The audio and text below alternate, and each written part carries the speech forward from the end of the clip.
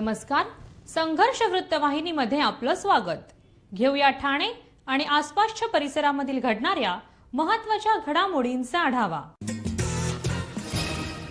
दिव्यांग बांधवासाठी दिला जाणारा निधी सन 2023 पासून ते 2025 पर्यंतचे अद्याप निधी मिळाला नसल्यामुळे 2 डिसेंबर रोजी दिव्यांग बांधवांनी ठाणे महानगरपालिकेसमोर उपोषण छेडलं होतं. तसेच भाजपा दिव्यांग विकासी आघाडीचे ठाणे शहर जिल्हा अध्यक्ष आनंद बनकर यांच्या नेतृत्वाखाली हे आंदोलन करण्यात आलं. हा निधी मिळाला नसल्यामुळे दिव्यांग बांधवांना अनेक मोठ्या समस्यांना सामोरं जावं लागत आहे. या दिव्यांगांची आर्थिक परिस्थिती बिकट असल्याने गेली 2 वर्ष सन 2023 ते 25 पर्यंतचा निधी सरसकट तात्काळ उपलब्ध करून द्यावा अशी मागणी आंदोलकांकडून यावेळी करण्यात आली आहे.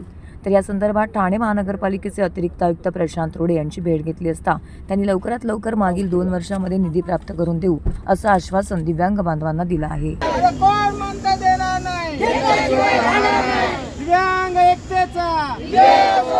त्याच्यामध्ये 2 वर्षापासून आमच्या दिव्यांग बांधवांचा निधी थकीत आहे. 23-24 आणि 24-25 आपला दिव्यांग बांधव जो अजून म्हणजे अक्षरशः आमच्या दिव्यांग बांधवांना निधी न मिळाल्यामुळे त्यांची दिवाळी उपाशी गेलेली आहे, दिवाळी कोरी गेलेली आहे. आणि वारंवार चौकशी करत असताना सुद्धा महानगरपालिका याच्यावर कोणताही विचार करत नाही आहे किंवा दिव्यांगांना निधी देण्याच्या बाबतीमध्ये सकारात्मक भूमिका घेतलेली नाही आहे. आज आमच्या भारतीय जनता पार्टीचा मी ठाणे जिल्हा अध्यक्ष आनंद बनकर या माध्यमातून आम्ही एक आंदोलन घेतलेलं आहे महानगरपालिकेवर. आता आमचं जे कमिटी आहे या संदर्भात आम्हाला बोलवलं होतं आणि उपायुक्त जे रोडे साहेब आहेत त्यांनी आम्हाला आश्वासन दिलेलं आहे की 2 वर्षाचा निधी तुम्हाला आम्ही देणार आहोत आणि आता जस्ट त्यांचं पत्र वगैरे आम्हाला या संदर्भामध्ये मिळणार आहे.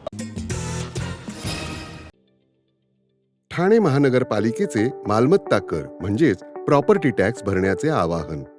सन 2022-23 या आर्थिक वर्षाचे मालमत्ता कराचे म्हणजेच प्रॉपर्टी टॅक्सचे बिल ठाणेकर करदात्यांना महापालिकेमार्फत आर्थिक वर्षाच्या सुरुवातीस म्हणजेच माहे एप्रिल 2022 मध्ये देण्यात आलेले आहे.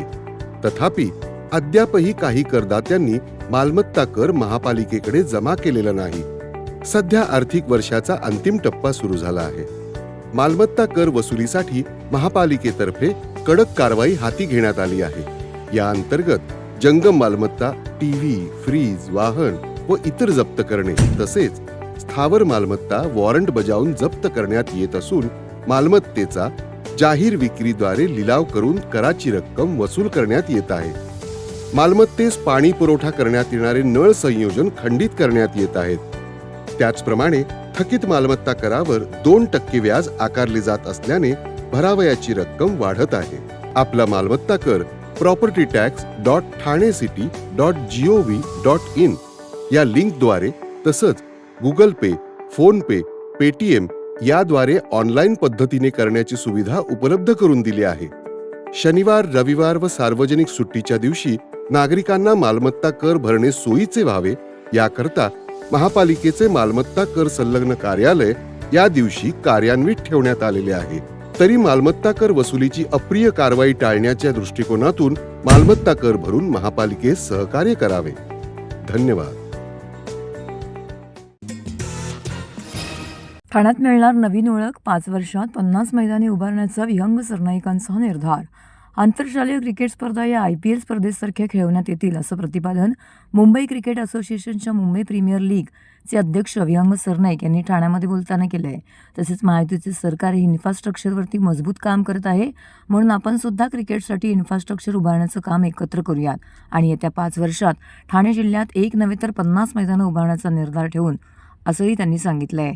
त्यामुळे ठाण्याला नवीन ओळख मिळणार आहे. ठाण्याच्या दादोजी कोंडदेव स्टेडियम येथील मैदानावरती खेळवण्यात आलेल्या ठाण्यातील प्रसिद्ध 48व्या NT केळकर स्मृती आंतरशालेय क्रिकेट स्पर्धेचा पारितोषिक वितरण समारंभ रविवारी पार पडला. त्यावेळी बोलताना विहंग सरनाईक यांनी वरील वक्तव्य केलं. मुंबई क्रिकेट असोसिएशनच्या मान्यतेने दादोजी कोंडदेव क्रीडा प्रेक्षागृहात खेळल्या गेलेल्या 16 वर्षाखालील स्टार स्पोर्ट्स क्लब आयोजित NT केळकर स्मृती आंतरशालेय क्रिकेट स्पर्धेतील ठाण्यातील श्रीमा विरुद्ध कल्याण येथील KC गांधी स्कूल यांच्यामध्ये अंतिम सामना रंगला. KC गांधी स्कूलने श्रीमा विद्यालयाचा पराभव करत NT केळकर चषकावरती नाव कोरलंय. गेली 2 वर्ष श्रीमा विद्यालयाने हा चषक जिंकला होता. मात्र यावर्षी के.सी. गांधी शाळेने पारितोषिक जिंकल्याने त्यांची हॅट्रिक हुकली. ही स्पर्धा मुंबई क्रिकेट असोसिएशन संलग्न ठाणे महानगरपालिका पुरस्कृत व डोंबिवली क्रिकेट क्लब असोसिएशन यांच्या संयुक्त विद्यमाने आयोजित करण्यात आली होती.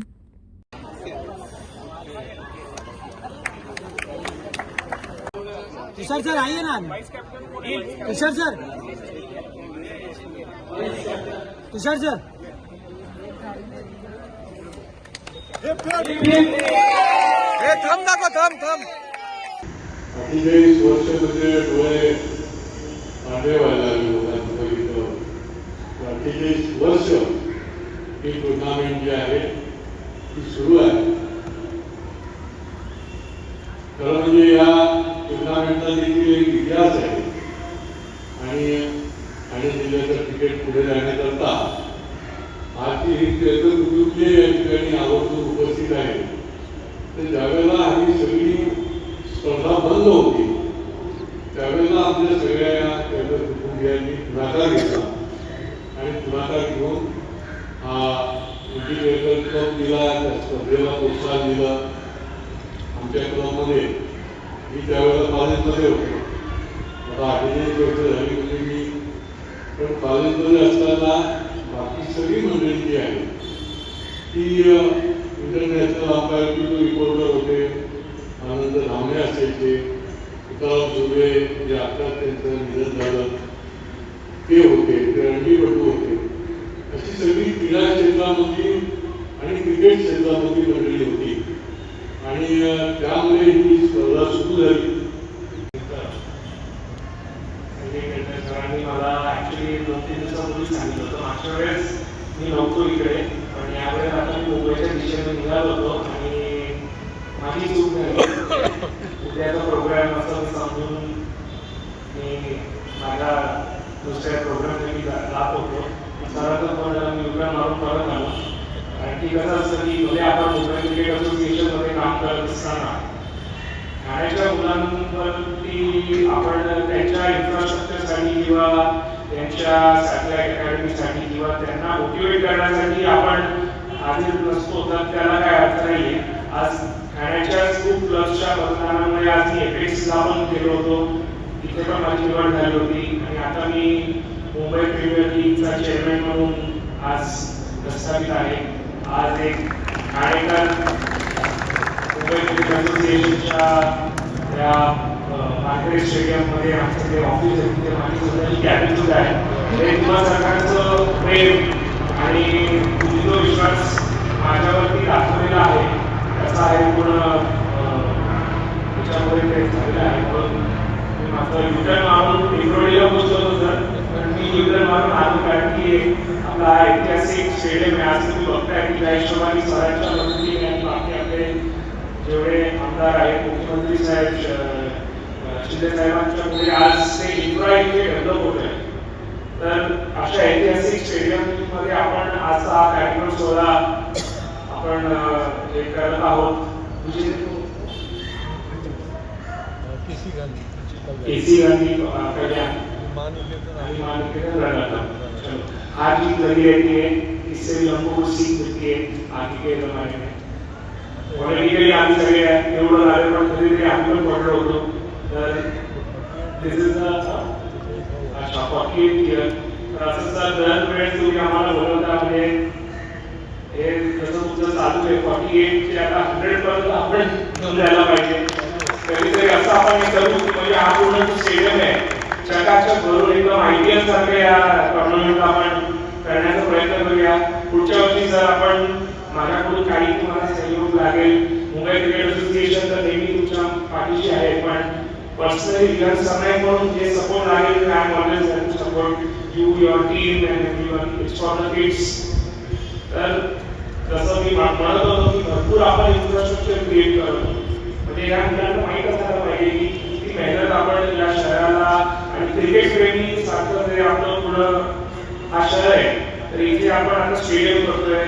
मागच्या सरकारच्या कारकिर्दीत अजून एक स्टेडियमचं प्रपोजल झालेलं आहे, कॅबिनेटमध्ये त्याचं अप्रुव्हल पण मिळालेलं आहे. एक मुद्दा असा आहे की आपल्या या मुलांना सर खूप ट्रॅव्हल करावं लागतं. म्हणजे मुंबईच्या दिशेने जसे आझाद मैदान असो, क्रॉस मैदान असो, चालू करावं लागतं. तर आज ठाण्याला आपला स्टेडियम सोडून स्पोर्टिंग क्लबचं जे सेंट्रल मैदान आहे, दोनच असे आहे. तिथे म्हणजे आपण प्रॅक्टिस करू शकत नाही. तर तुम्हाला पण, तुमची पण आम्हाला मदत लागेल. पण आपल्याला या ठाण्याच्या या मुलांसाठी भरपूर मैदानं उपलब्ध करून देणं हे आपलं कर्तव्य समजून आपण याला पुढच्या या 5 वर्षात आपण ॲटलिस्ट 50 मैदानं आपण अवेलेबल करून देऊ या जिल्ह्यात, असा आपण एक निर्धार घेऊया. आणि बाकी सगळ्यांचं मी अभिनंदन. बृहन्मुंबई महानगरपालिकेकडून ठाणे महानगरपालिकेस मिळणाऱ्या पाणी पुरवठ्यात कपात झाली आहे. याच्या दुरुस्तीच्या कामांमुळे बंधाऱ्यातील पाण्याची पातळीही कमी झाल्याने ठाणे महानगरपालिकेस होणाऱ्या पाणी पुरवठ्यातही घट झाली आहे. अशा एकूण सुमारे 30% पाणी कपातीमुळे पुढे आठवडाभर ठाणे महानगरपालिका क्षेत्रात वेगवेगळ्या भागांमध्ये 24 तासांसाठी पाणी पुरवठा बंद ठेवून पाण्याचं वितरण नियोजन केलं जाणार आहे. बृहन्मुंबई महानगरपालिकेतर्फे पाणी पुरवठा करणाऱ्या पिसे येथील नोमॅट्रिक गेट सिस्टममध्ये बिघाड झाला आहे. त्याच्या दुरुस्तीचं काम रविवारी 1 डिसेंबरपासून सुरू झालं असून तातडीच्या दुरुस्तीची कामांमुळे 5 डिसेंबरपर्यंत पाणी पुरवठ्यात कपात आहे. ही दुरुस्ती आणि भातसा नदीच्या बंधाऱ्यातील पाण्याची कमी करण्यात आलेली पातळी यामुळे 30% पाणी कपातीचा ठाणे महानगरपालिकेला सामना करावा लागत आहे. संपूर्ण महानगरपालिका क्षेत्रात दररोज 30% पाणी कपातीचा सामना करावा लागू नये यासाठी या विभागावरती सकाळी 9 ते दुसऱ्या दिवशी सकाळी 9 या वेळेत एकेकाचा विभागाचा पाणी पुरवठा 24 तासांसाठी बंद करण्यात येणार आहे. डॉक्टर राजेश मडवी आयोजित 5वी लेट अर्जुन मडवी वुमन्स ट्रॉफीला सुरुवात. Doctor Rajesh Madavi sports association व दैवज्ञ क्रिकेट क्लब यांच्यातर्फे 5वी लेट अर्जुन मडवी वुमन्स ट्रॉफीची सुरुवात आमदार संजय गळकर यांच्या हस्ते करण्यात आली. या कार्यक्रमाच्या प्रमुख अतिथी लॉया फर्नांडिस माजी कसोटीपटू व सिलेक्टर या होत्या. तसेच लीना पराटकर सिलेक्टर MCA यांची विशेष येथे उपस्थिती लाभली. या स्पर्धेसाठी 14 संघ सहभागी झाले होते. या स्पर्धेचे वैशिष्ट्य म्हणजे या स्पर्धेतून राज्य पातळीवर व राष्ट्रीय पातळीवरती निवड करण्यात येते. यासाठी सिलेक्टर येथे उपस्थित असतात. त्यामुळे महिलांना राज्य व राष्ट्रीय पातळीवरती मोठ्या प्रमाणावरती खेळण्याची संधी मिळते, असे यावेळी राजेश मडवी यांनी सांगितलं.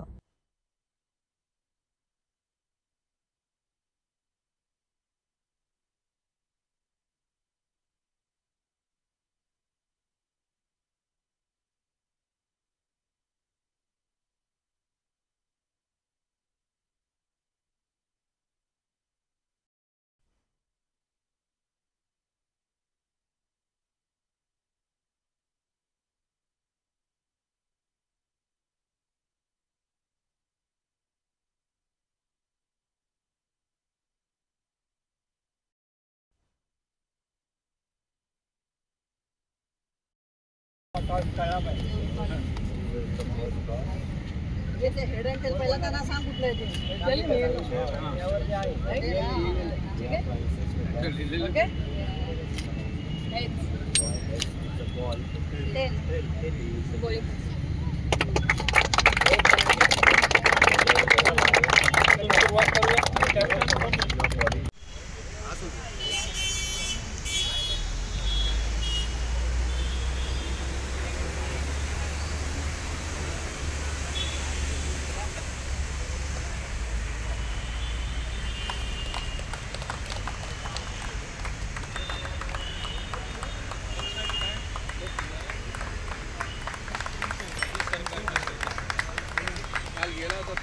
Doctor Rajesh Madavi sports association आणि दैवज्ञ क्रिकेट क्लब यांच्या संयुक्त विद्यमाने MCA रेकग्नाइज आपण 5वी late Arjun Madavi women's trophy इथे भरवलेली आहे आणि त्याच्यात 14 टीम आहे आणि आजपासून 14 तारखेपर्यंत हे सामने चालणार आहेत. हे नॉकआउट पद्धतीचे सामने आहेत. यामध्ये आपल्या ज्या ठाणे मुंबई रिजनच्या ज्या मुली आहेत त्यांना एक चांगलं प्लॅटफॉर्म इथे खेळायला मिळतं आहे. गेल्या 4 टुर्नामेंट या आपण 2020 या प्रकारात खेळल्या, पण ही जी 5वी टुर्नामेंट आहे ही आपण 1 डे या पद्धतीने खेळतो आहे. त्यामुळे जास्तीत जास्त ओव्हर मुलींना खेळता येईल. या स्पर्धेचं महत्त्व असं आहे की ही सिलेक्शन टुर्नामेंट आहे. याच्यातून आपल्या इथे खेळलेली सायमा ठाकूर ही मुलगी इंडियाच्या टीममध्ये आता ऑस्ट्रेलियाला गेलेली आहे. तसेच एक सायली सातगरे ही दुसरी मुलगी, तिचं पण सिलेक्शन झालं आहे. म्हणजे या स्पर्धेतून मुली मुंबईतून इंडियाच्या टीममध्ये खेळतात. असं ए आणि बी डिव्हिजनमध्ये खेळणाऱ्या मुलींसाठी ही विशेष करून स्पर्धा आहे आणि या स्पर्धेला खूप महत्त्व आहे. खरंच मुलींना आपलं टॅलेंट दाखवायला या स्पर्धेत मिळतं. 40 ओव्हर ठेवल्यामुळे जास्त त्यांचा खेळ दाखवता येतो, बॉलिंग, बॅटिंग, फिल्डिंग. तर आणि सिलेक्टर पण इथे आलेले आहेत आणि रोज सिलेक्टर येणार आहेत. त्याच्यातून चांगल्या मुली आपल्या इंडियाच्या टीमसाठी, मुंबईच्या टीमसाठी यातून निवडल्या जातात. शिवसेना सांस्कृतिक विभाग अध्यक्ष, नौपाडा विभाग, अभिनय कट्टा, स्वामी समर्थ संस्कार साधना केंद्र, योग कट्टा, नौपाडा रक्षक, वी आर फॉर यू अशा विविध संस्थांचे संस्थापक संचालक, 24/7 लोकांच्या सेवेसाठी तत्पर असलेले समाजसेवक श्री किरण विष्णू नागती यांचा वाढदिवस मोठ्या उत्साहात साजरा करण्यात आला. किरण नागती यांच्या वाढदिवसाचं औचित्य साधून विविध संस्थांच्या वतीने विविध स्पर्धांचं आयोजन इथे करण्यात आलं होतं. सायंकाळी किरण नागती यांच्या वाढदिवसानिमित्त अभिष्ट चिंतन सोहळा देखील संपन्न झाला. यावेळी माजी नगरसेवक पवन कदम, माजी नगरसेवक दिलीप बारटक्के, निखिल बुरजुडे, परिवहन समिती सदस्य प्रकाश कोटवानी, अजय जया, कृष्णा भुजबळ, लोकनेते रमाकांत पाटील यावेळी विविध क्षेत्रातील मान्यवर, सर्वपक्षीय नेते, कार्यकर्ते, शिवसैनिक, स्थानिक नागरिक मोठ्या संख्येने येथे उपस्थित होते.